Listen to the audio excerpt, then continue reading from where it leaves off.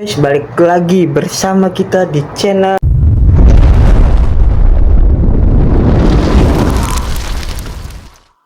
yang membahas seputar tugas-tugas kampus. Check it out. Ada satu rahasia di dunia ini yang berdampak besar bagi seluruh umat manusia di planet ini. Satu rahasia di muka bumi ini yang menyebabkan orang miskin akan menjadi miskin, sedangkan orang tahu. Rahasia itu bernama inflasi. Mungkin udah banyak yang tahu ya apa itu inflasi, tapi yang jadi rahasia di sini ada cara kerja inflasi itu sendiri. Di sekolah kita diajarin inflasi itu adalah naikkan harga barang dan jasa secara umum. Bahkan kita diajarkan bahwa inflasi itu normal untuk pertumbuhan ekonomi. Tapi buat orang yang sadar bahwa inflasi itu adalah cara petinggi mengambil uang kita. Kalian coba bandingin kenaikan gaji UMR lebih kecil daripada kenaikan harga bahan pokok itu sendiri. Kayak beras, cabai, tomat, bahkan biaya pendidikan. Kalau kita lihat gaji UMR kecil banget dibandingkan biaya pendidikannya naik 15% per tahun. Kalau kita lihat dari data inflasi yang pemerintah kasih tuh nilainya selalu di bawah 7%. Tapi ya masyarakat rasanya tuh naikannya nggak 7% karena mata kita ditutupi oleh data yang transparan yang bisa kita lihat di internet.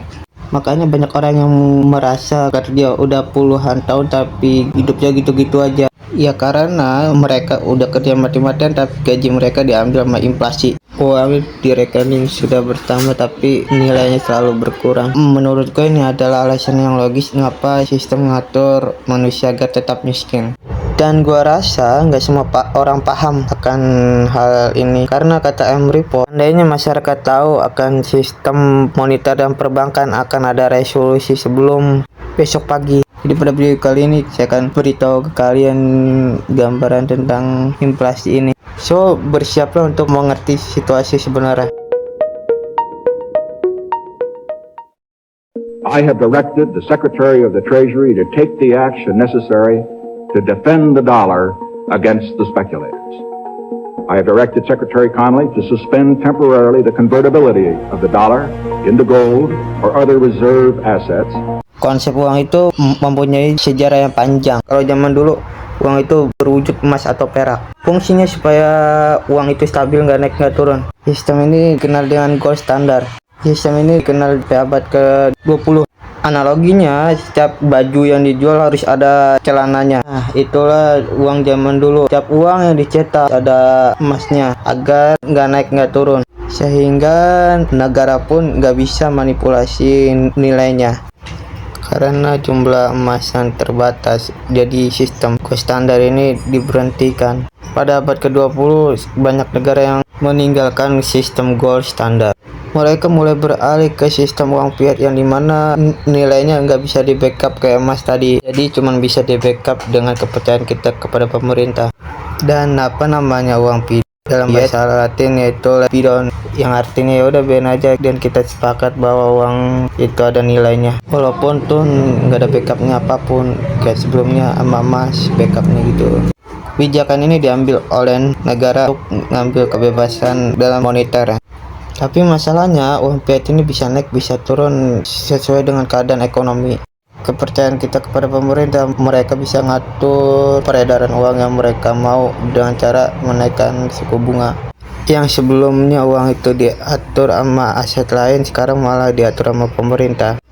Sejak itulah nilai uang yang kita pegang sekarang nilainya akan terus berkurang seiring berjalannya waktu, membuat harga barang akan terus naik, dan inilah yang dinamakan inflasi.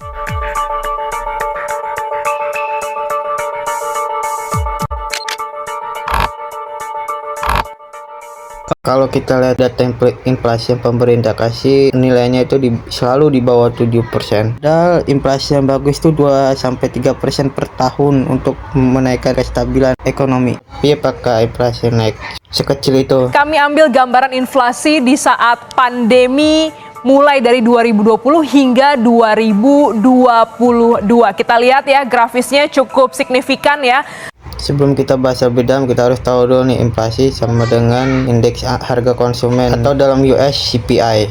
Simpelnya CPI ini seperti barang-barang yang kita konsumsi setiap hari seperti makanan, kesehatan, transportasi dan lain-lain. Kalau kita lihat per Oktober 2022 itu naiknya sekitar 16%, padahal kita butuh listrik setiap hari. Atau kayak beras deh yang kita konsumsi setiap hari deh, naiknya itu sekitar 12% dalam setahun. Coba lu bayangin, energi 16%, beras 13%, dan pendidikan sendiri tuh 15%. Tapi nilai bagi indra kita tuh di bawah 7%, anjay. Di seolah-olah naiknya kecil tuh, yang kita rasain tuh naiknya gila-gila, anjay. Jadi kenapa nilainya bisa kecil tuh, yang dikasih kita tuh harga rata-ratanya, anjay. Makanya lihatannya kecil, misalnya harga barang A 10%, harga barang B 3% tuh rata-ratanya 6,5%, dan itulah yang dikasih ke kita. Sedangkan barang A itu lebih kita sering konsumsi daripada barang B. Hanya inflasi itu lebih kecil dan kita tuh rasanya lebih mahal gitu. Info ini juga bikin orang sadar gitu, kenapa dia kerja mati-matian dan hidupnya gitu-gitu aja. Padahal uang itu dicetak pakai angin. Karena uang yang mereka tabung sebagai penghasilan tuh makin nurun gitu duitnya. Walaupun dia dikasih naikkan gaji sedikit pun tuh nggak bakal cukup gitu duitnya. Makanya banyak keluarga tuh anaknya nggak bisa kuliah, makan seadanya, bisa beli rumah dan lain-lain. Inflasi ini berdampak bagi karyawan dan pengusaha. Misal lu punya restoran tahun tuh bisa 1 miliar gitu omsetnya. Di tahun berikutnya tuh omsetnya naik 10% gitu, jadi 1,1 miliar gitu. Kalau inflasinya 10% berarti duit lu tuh nggak naik 10% gitu, malah diem di situ aja atau bahkan bisa berkurang gitu. Makanya memang naik, tapi nilai uang lu itu diambil lagi sama inflasi gitu. Inflasi itu bukan harga barangnya yang naik, tapi uangnya itu yang berkurang gitu loh. Kita tuh nggak bisa lihat data yang pemerintah kasih gitu aja gitu loh. Kita harus survei juga harga di pasarnya gitu loh. Karena di situ banyak nilai real inflasi yang terjadi gitu loh. Hampir kalau IR42 udah naik duluan. Yang mau naik nih yang kita makan tuh biasa IR64 tuh. Oh, itu tipe beras medium ya? Medium. Bagi masyarakat menengah ke bawah tuh nilai itu main tinggi gitu loh, walaupun 7-10% gitu. Sehingga daya belinya itu turun gitu loh. Mereka cenderung melakukan pekerjaan yang upahnya nggak bisa mengkompensasi kenaikan inflasi itu sendiri gitu. Jadi mereka hidup dari gaji ke gaji tanpa tabungan dan biasanya kurang gitu loh, sehingga dia harus berhutang gitu loh untuk kehidupan sendiri gitu loh, sehingga mereka nggak punya dana darurat. Dan semakin tinggi inflasinya, daya beli masyarakat juga semakin rendah.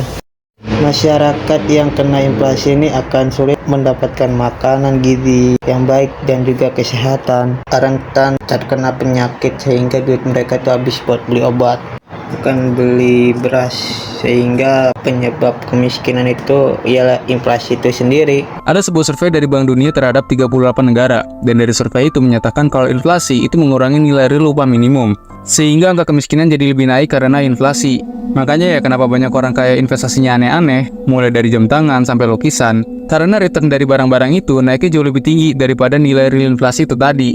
Cuma masalahnya, barang-barang itu cuma bisa dibeli sama mereka orang-orang kaya, sedangkan orang-orang yang menengah atau ke bawah, investasi yang bisa mereka jangkau ya paling deposito, reksadana, obligasi, yang returnnya itu nggak bisa ngalahin real inflasi. Gue nggak bilang instrumen itu buruk, tapi kalau untuk menambah kekayaan, gue rasa itu kurang worth it kalau dibandingin sama nilai real inflasi yang terjadi.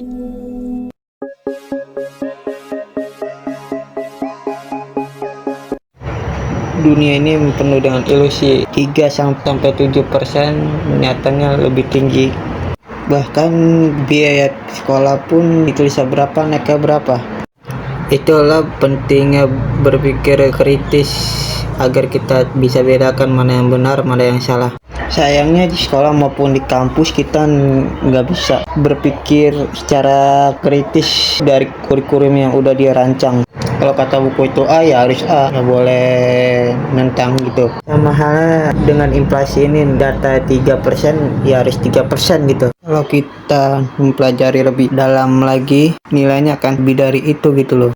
Ya segitu dulu ya pembahasan tentang inflasi ini, semoga bermanfaat. Wassalamualaikum warahmatullahi wabarakatuh.